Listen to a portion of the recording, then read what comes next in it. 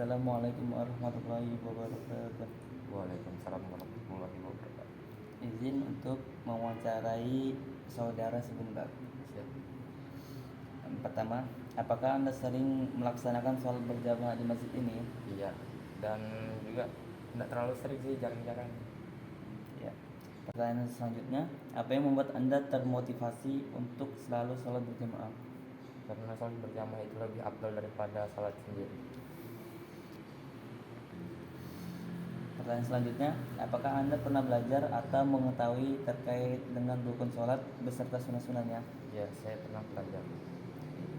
Pertanyaan selanjutnya, bagaimana pendapat Anda terkait dengan saudara-saudara kita yang belum tergerak hatinya untuk sholat berjamaah?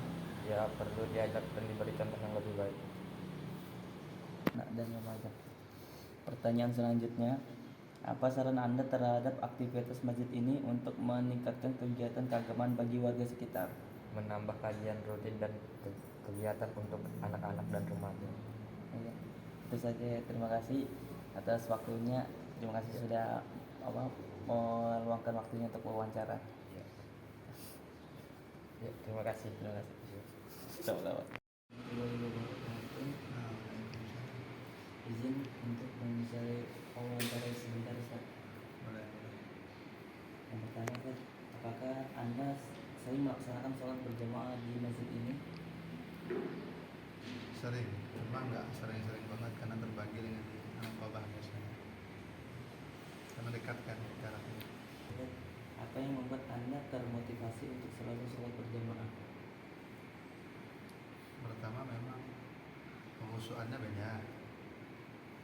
Yang kedua memang kenyamanan. Nah, itu juga pengaruh. Ada motivasi juga kan 27 lebih daripada sendirian. Dan ketiga, apakah Anda pernah belajar atau mengetahui terkait dengan rukun sholat beserta sunah-sunahnya? Iya pernah. Bahkan mengajar juga itu di majelis biasa.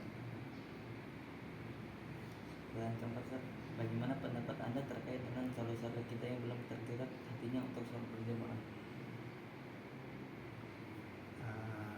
Kita itu butuh contoh sebenarnya. Minimal setiap kepala keluarga mencontohkan itu. Atau paling tidak pemuka agama juga mencontohkan itu. Kadang sebagian ustadz pengajian sana kemana tapi tidak pernah kelihatan di masjid.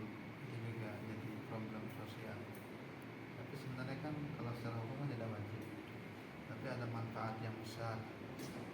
Paling tidak memang harus ada gebrakan. Kalau yang muda-muda kayak kalian mungkin bikin video kreatif, kemudian yang pengajar ustaz sering menyampaikan itu dan dicontohkan langsung. Pertanyaan kelima, apa saran Anda terhadap aktivitas masjid ini untuk meningkatkan kegiatan keagamaan bagi warga sekitar? Setiap masjid memang seharusnya di era digital memang mendigitalisasikan juga setiap kegiatan. Jadi manfaat yang ada di masjid itu bisa sampai ke berbagai tempat dan kalangan. Setiap pengajian ada kamera yang bagus, kemudian di edit dengan baik, kemudian disebarkan lewat IG, lewat TikTok dan sebagainya. Itu penting. Itu aja. Ada lebihnya lagi. Terima kasih sudah meluangkan waktunya untuk wawancara. Assalamualaikum warahmatullahi wabarakatuh. Waalaikumsalam warahmatullahi wabarakatuh. Izin minta waktu luang sebentar untuk wawancara sebentar. Ya, monggo, silakan. Izin bertanya, apakah Anda sering melaksanakan sholat berjamaah di masjid ini? Saya sendiri alhamdulillah sering maghrib dan isya berjamaah di sini.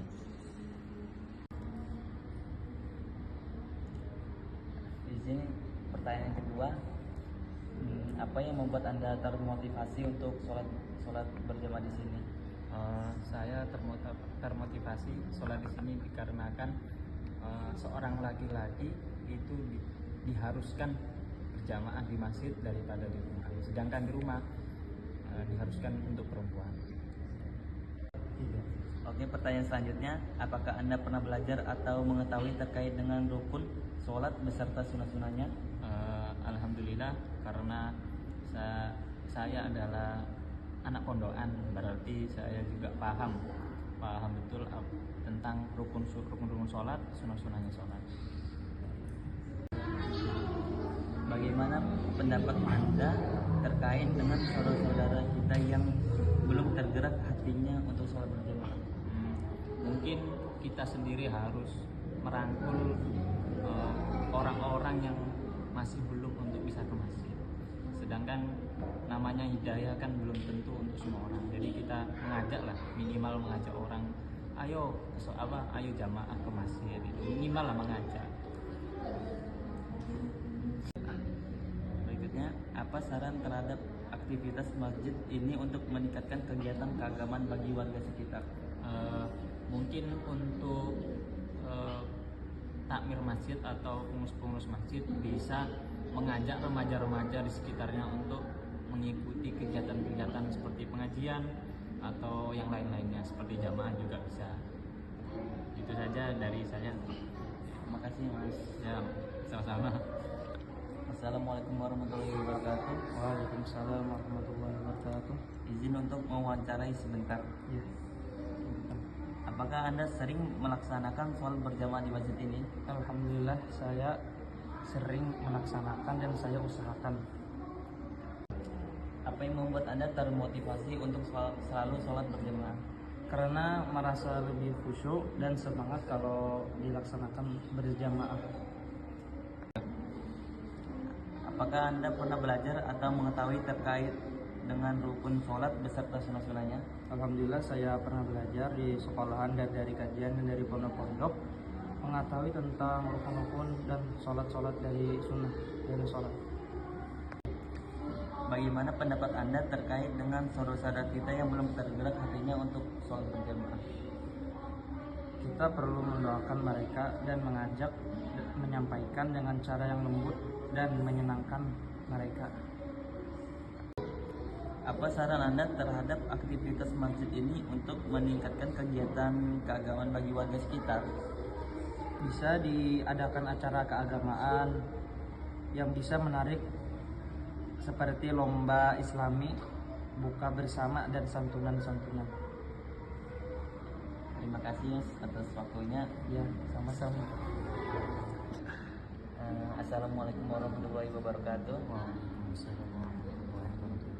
Izin untuk mewawancarai Anda sebentar. Ya, silakan. Apakah Anda sering melaksanakan sholat berjamaah di masjid ini? Alhamdulillah saya sering 5 waktu berjamaah di masjid ini dikarenakan saya seorang takmir masjid. Apa yang membuat Anda termotivasi untuk selalu sholat berjamaah di masjid ini?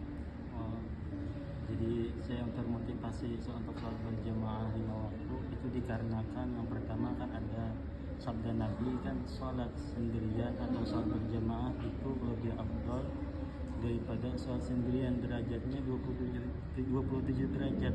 Nah itu yang pertama. Yang kedua, jadi saya termotivasi untuk sholat berjamaah untuk 5 waktu ke masjid atau ke musola itu dikarenakan yang dikarenakan saya itu waktu saya itu tepat waktu, tidak menunda-nunda waktu untuk sholat. Walaupun bagaimana keadaan saya, tetap saya untuk diusahakan untuk sholat berjamaah karena fadilahnya sangat besar. Ya. Apakah Anda pernah belajar atau mengetahui terkait rukun-rukun sholat atau beserta sunah-sunahnya? Alhamdulillah saya lulusan pondok pesantren juga. Alhamdulillah, jadi kan alhamdulillah saya tahu yang mana itu yang rukun, yang mana itu yang sunnah. Alhamdulillah tahu. Jadi itu saya pernah mondok lah. Alhamdulillah lulusan pondok juga. Alhamdulillah. Bagaimana pendapat Anda terkait dengan saudara-saudara kita yang belum tergerak hatinya untuk sholat berjamaah? Itu yang pertama kita ajak lah mereka Kalau seandainya dia menolak ajakan kita, itu cara keduanya ya yang kita doakan kepada kaum muslimin dan muslimat. Makanya di sana kan kita disuruh diperintahkan untuk setelah sholat itu kita diperintahkan kita untuk berdoa kepada kaum muslimin dan muslimat. Dikarenakan apa? Dikarenakan kaum muslimin dan muslimat itu mereka belum tentu mereka melaksanakan sholat 5 waktu pada waktunya, pada melaksanakan 5 waktunya. Nah makanya dari sana kalau kita sudah sholat, kita diperintahkan, diusahakan kita untuk mendoakan kaum muslimin dan muslimat supaya apa? Supaya tergerak hati mereka untuk menjalankan perintah Allah Subhanahu wa taala, ialah sholat 5 waktu. Ya. Apa saran Anda terhadap aktivitas masjid ini untuk meningkatkan kegiatan keagamaan bagi warga sekitar?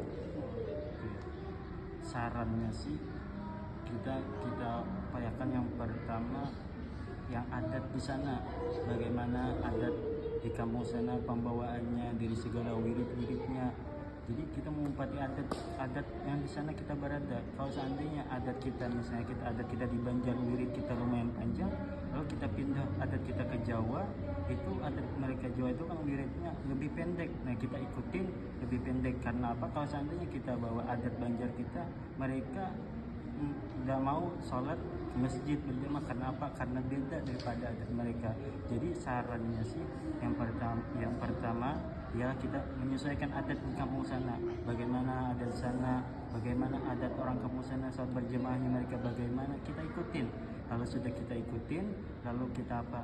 Ya kita dengan doa-doa bersama, dengan acara-acara seperti ada acara habsyi atau acara perkumpulan pemuda-pemudinya, itu kita usahakan untuk meramaikan masjid itu.